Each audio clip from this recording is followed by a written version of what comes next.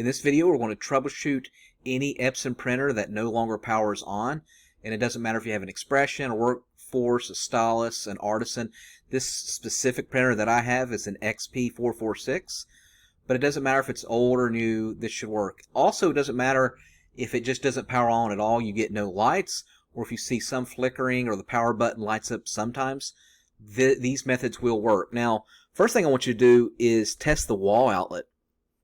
Literally take the Epson into another room, test another outlet, and if it works, then you know there's an issue with that outlet.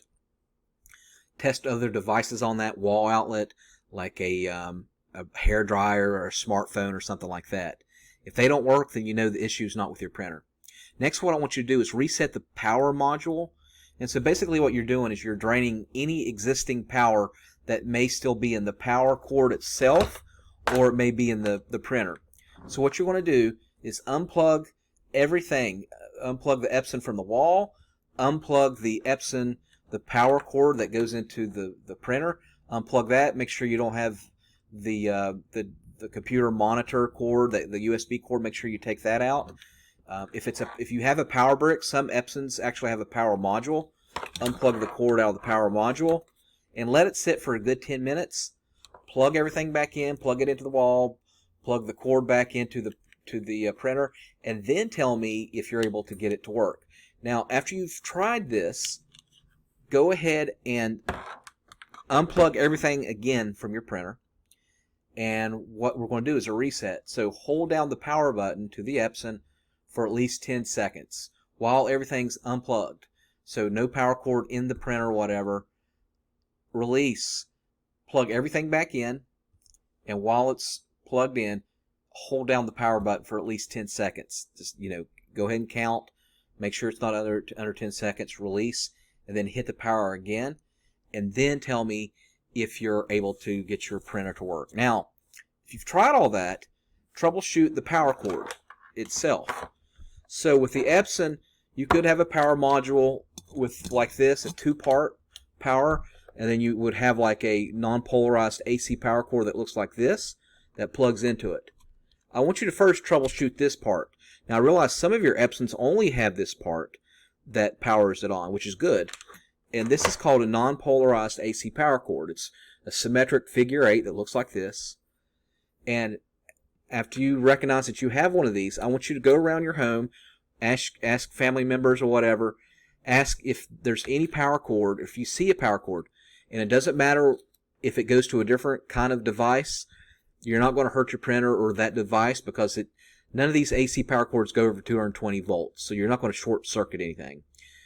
These specific non-polarized cords go into Xboxes, PlayStations, Apple TVs, CPAP machines, other printers like HP printers. They go into a whole host of multiple different things. See if you can locate one around your home and temporarily take it out and then put this into your printer or to the power brick, and then see if that works. And then if it works, then you know it's this part. And I'll put a link in the comment section of this video where you can purchase these. You can purchase them on Amazon, but you can also get them on eBay, and then see if that works. Now, after you've done that, if you do have a power module that goes with it, what I want you to do is read the model number on the back of your power brick and then plug it into Amazon or eBay and see if you can purchase one directly there, and then see if that will fix the problem.